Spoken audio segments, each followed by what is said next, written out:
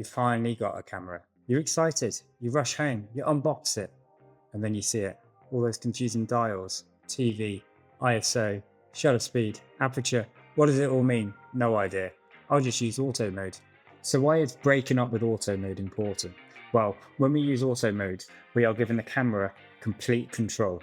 And when we trust technology with something, most of the time it goes wrong. I would say at best, you're going to get the 60% solution. At worst, you're just going to end up with a digital mess.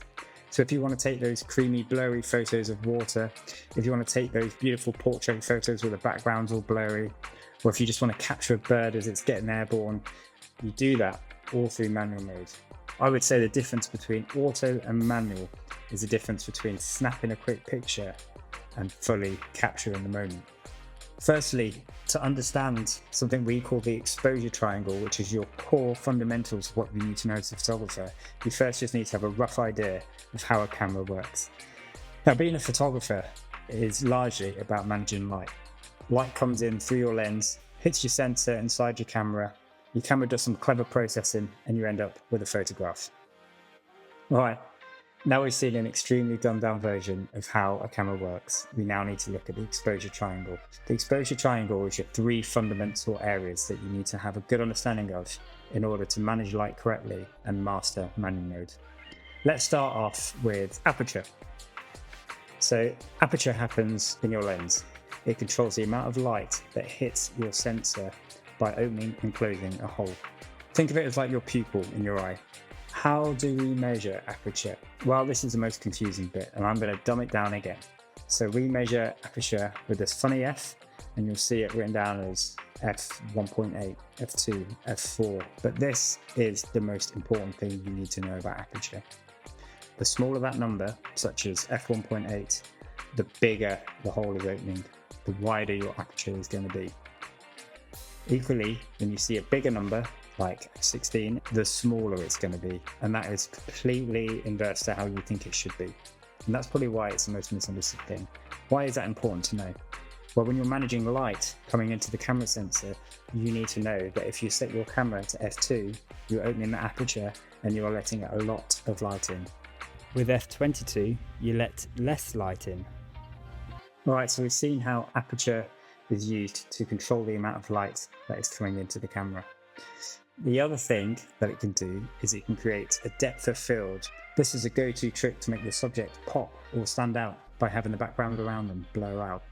So the first question you want to ask yourself when you're about to take a photo is, what do I want to be in focus? Do I want everything to be in focus, or do I want just my subject to be in focus and everything else blurred out? Once you've made that decision, that is going to decide your aperture. From there, we're going to move on to the next side of the triangle, which is shutter speed. So we've seen how aperture controls the amount of light that we can get coming through the lens by opening and closing the aperture. Shutter speed controls how long the light can hit the sensor. And that works kind of like an eyelid. There's a curtain that sits in front of the sensor that opens and closes. So if you have a long shutter speed, say half a second, 2 seconds, you're opening that sensor and it is absorbing every last bit of light for that full amount of time. But if you have, say, 1/500th of a second, it's only getting a brief moment to absorb that light. So think about the consequences of that. In a nice bright environment, maybe 1/500th of a second, 1/1000th of a second is fine. But in a dark environment, you're just giving it a short amount of time. It's not going to capture much light. There are some creative tools that we can use behind that though. So if you want the shutter to be open for, say, a second, 2 seconds, that's really going to capture motion, and you're going to see that in your photo. So think of waterfalls, think of traffic on a highway. You can really capture motion through shutter speed. So a top tip for shutter speed: if you're going to be using a shutter speed any slower than 100th of a second, I'm going to recommend that you use a tripod, because all those tiny little movements that you have in your hand are going to transpose themselves onto your photo and it's going to be unusable. So the second question you want to ask yourself is, do I want to freeze motion or do I want to show motion? So we decided our aperture and the style of photo we want. That controls the amount of light going through to the sensor. We've decided our shutter speed and what type of photo we want to take. And that also decides how long the sensor is exposed to that light.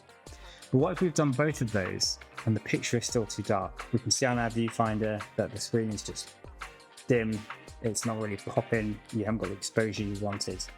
Well, that's where the third and final element of the exposure triangle comes in, and that's ISO. ISO is basically your camera's sensitivity to light. It's for when you've set the other two elements of the triangle and it's just not enough. We can provide a digital boost to the light that's hitting the sensor. But there are some cons, and ideally we don't want to be relying on this too much. ISO is measured in ISO in numbers such as 100, 200, 400, 800 each time it doubles. And each time it doubles, you're doing exactly that. You're doubling the amount of exposure. Now, like I said, it's not a free gimme. The more you got that scale, the more noise you're going to see, the more grain you're going to see on your photos. So I like to see ISO as a last resort. I've set my aperture, I've set my shutter speeds, and I'm still not cutting it. Then I'm going to start using ISO. Alright, so how do we use manual mode in a realistic sense? Well, as I said, firstly we need to decide what's our priority. Is it going to be a slow shutter speed? Is it going to be aperture? Set those up first. From there, look at your viewfinder. How's it looking? Is it too dark? If so, now's the time to start raising that ISO. Alright, let's finish off with two real-world examples that I've experienced before and see how we can manipulate the three sides of the exposure triangle to get the best photo. First up, this was a photo I took recently in Wilmington, North Carolina. The sun was about to set and there wasn't a great deal of light. I didn't want a shallow depth of field, so I set my aperture to f11. But now that's reduced the amount of light reaching the sensor. I'll have to fix that shortly. Now for shutter speed. To allow more light to reach the sensor, I opted for 1/6 of a second. This was fine as there was no wind and I had my tripod. Because of that, I didn't need ISO as the conditions allowed. Finally, this is Phoebe. I wanted an artistic depth of field, so I set my aperture to f4. Like all animals, she doesn't stop moving once the camera comes out. As I wanted to freeze her motion, I upped my shutter speed to 1/400th of a second. My viewfinder was showing the image as underexposed, so I upped that ISO to 1600 to close the triangle. As you can see, ISO isn't something to fear, especially on newer cameras. my final top tip now is to close this video and go out and practice. Practice outdoors, practice indoors, practice in challenging environments, play around with the settings, get used to how to quickly manipulate the camera and change the shutter speed, the aperture, the ISO. And you are going to miss some of those moments that you're trying to capture. Don't worry about it, embrace the failure. For every single brilliant photo you see on social media, there are hundreds if not thousands of failed attempts. So just embrace it, learn from it and get better.